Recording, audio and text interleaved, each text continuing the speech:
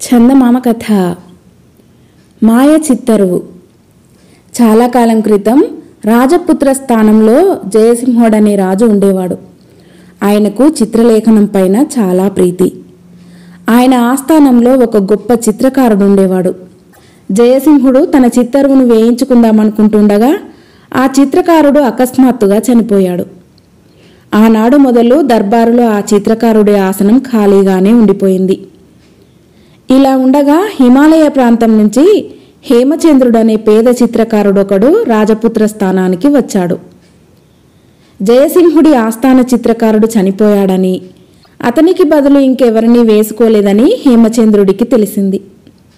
తనకు ఉద్యోగం దొరుకుతుందేమోనన్న ఆశతో తన కంచరగాడిదపై 3 రోజులు ఎడారి వెంబడి తిండి కూడా లేకుండా ప్రయాణం చేసి ఆకలితో మలమల మాడిపోతూ జయసింహుడి కోటకు చేరుకున్నాడు.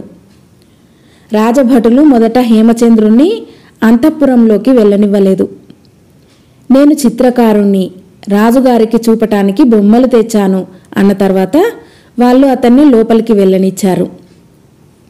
హేమచంద్రుడు రాజుగారి దర్శనం చేసుకుని నిద్రాహారాలు లేకుండా ప్రయాణం చేసి ఎంతో దూరం నుంచి తమని చూడవచ్చాను. ఇవి నేను వేసిన బొమ్మలు. వీటిని చూస్తే నా శక్తి తమకే తెలుస్తుంది అన్నాడు. ఆ బొమ్మలను చూసి రాజుగారు చాలా సంతోషించాడు. ఇటువంటి శక్తిగల గొప్ప చిత్రకారుడు దూరదేశం నుంచి పొట్టచేత పట్టుకొని ఇంత దూరం ఎందుకు రావలసి వచ్చిందో జయసింహుడికి అర్థం కాలేదు. ఈ బొమ్మలు నాకు చాలా బాగున్నాయి, వీటికి ఏమివ్వమన్నావు అని జయసింహుడు హేమచంద్రుణ్ణి అడిగాడు. ఆకలిగొని ఉన్నాను, ముందు నాకు భోజనం పెట్టించండి. ఆ తర్వాత తమ ఆస్థానంలో ఒక ఆసనం ఖాళీగా ఉన్నదని విన్నాను. దానిపైన నన్ను కూర్చుంటూ ఉండనివ్వండి, అదే నాకు 10,000 అన్నాడు హేమచంద్రుడు. రాజు సరేనని తన భటులను పిలిచి హేమచంద్రుణ్ణి భోజనశాలకు పంపాడు. హేమచంద్రుడు కడుపు నిండా తిన్నాడు. అతని కంచరగాడిదను రాజుగారి గుర్రాలశాలలో కట్టివేశారు. మర్నాటి నుంచి హేమచంద్రుడు దర్బారులో ఆస్థాన చిత్రకారుడి ఆసనం పైన కూర్చోసాగాడు. ఇప్పుడు తిరిగి ఆస్థాన చిత్రకారుడు ఏర్పడ్డాడు గనుక అతని చేత తన చిత్తరువు వేయించుకుందామని జయసింహుడికి ఆలోచన కలిగింది. ఆయన హేమచంద్రుడితో, దివానంలో మా పూర్వీకులందరి చిత్తరువులు ఉన్నాయి. నా చిత్తరువు కూడా తయారు చేసి రాబోయే తరాల వారు నా ఆకారం చూడటానికి అవకాశం కలిగించు అన్నాడు. తమ ఒక్కరి చిత్తరువే ఏమిటి మహారాజా, సింహాసనాల మీద తమరిని, రాణిగారిని ఉంచి తమ మంత్రులను, సేనానాయకులను అందరినీ చిత్రిస్తాను. దివానంలో మంచి గోడ ఒకటి చూపించండి, మిగిలినదంతా నేను చూసుకుంటాను అన్నాడు హేమచంద్రుడు. రాజు పరమానందం చెందాడు. రాజసభ యావత్తు చిత్రించటానికి హేమచంద్రుడికి అనుమతి ఇచ్చాడు.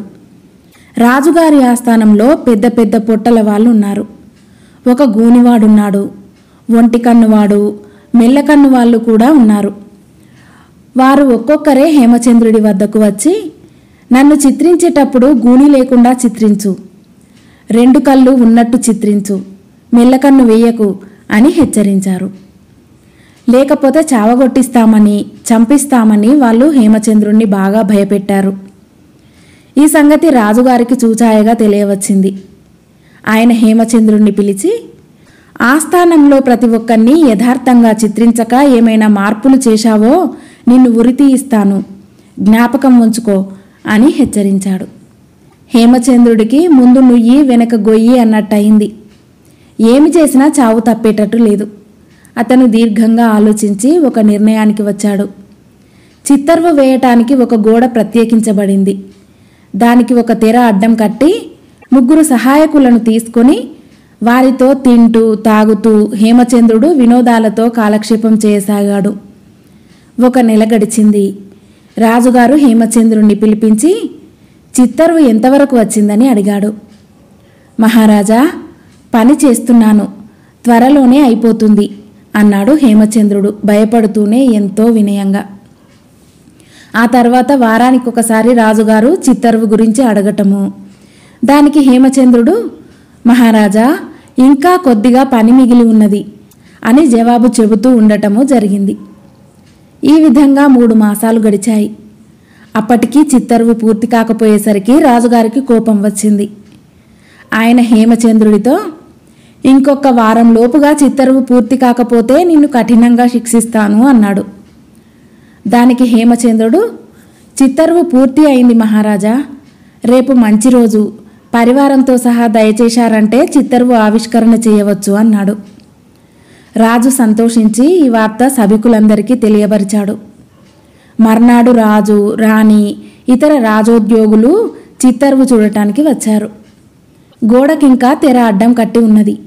చిత్తరువు చూడవచ్చిన వారితో హేమచంద్రుడు, మిమ్మల్ని అందరినీ చిత్రించాను, ఎవరి బొమ్మను వారు జాగ్రత్తగా పోల్చుకోండి, కానీ ముందుగా ఒక్క మాట మనవి చేసుకుంటున్నాను. తమలో గొప్ప పుట్టుక పుట్టిన వారికి మాత్రమే నా చిత్తరువు కనిపిస్తుంది, లేని వారికి ఏమీ కనిపించదు అంటూ తెర లాగేశాడు. గోడ మీద ఏ బొమ్మ లేదు. కానీ ఆ మాట పైకి అనటానికి రాజుగారు మొదలుకొని ప్రతివాడు జంకాడు. ఎవరి మటుకు వారు తమకు తప్ప మిగిలిన వారందరికీ చిత్తరువు కనిపిస్తున్నదని అపోహపడ్డారు. రాజుగారి వెంట ఉండే హాస్యగాడు మట్టుకు, నాది ఎంత పాడు పుట్టుకోగాని నాకు వట్టి గోడే కనిపిస్తున్నది, దానిమీద బొమ్మే లేదు అన్నాడు. మిగిలిన వాళ్ళు కూడా మాకు బొమ్మ కనిపించటం లేదు అని బయటపడ్డారు.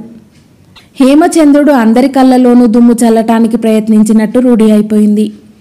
రాజుగారు ఆగ్రహంతో పళ్ళు పటపటా కొరుకుతూ, నీచుడా, ఇంతమందిని వంచన చేస్తావా, నిన్ను ఉరితీయించినా పాపం లేదు అన్నాడు. హేమచంద్రుడు వినయంగా చేతులు జోడించి, చిత్తం మహారాజా, నన్ను ఉరితీయించండి, నేను ప్రాణాలతో బయటపడతానని కలలో కూడా అనుకోలేదు. కానీ దయ ఉంచి నన్ను బంగారు తాడుతో మాత్రం ఉరితీయించకండి, ఎందుకంటే లక్ష్మికి నా మీద బొత్తిగా కటాక్షం లేదు. నన్ను ఉరితీసే సమయానికి బంగారు తాడు దానంతటదే తునకలుగా తునిగిపోవచ్చు అన్నాడు. ఈ మాట వినగానే అంత కోపంలోనూ రాజుకు నవ్వొచ్చింది. హేమచంద్రుడు ఎంత గొప్ప చిత్రకారుడైనా రాజుల ఆస్థానాలలో ఉండటానికి పనికిరాడని ఆయనకు తెలిసిపోయింది. ఆయన హేమచంద్రుడికి కొంత బంగారం ఇచ్చాడు. హేమచంద్రుడు కంచరగాడిద మీద వచ్చిన దారి పట్టాడు. కథ సమాప్తం.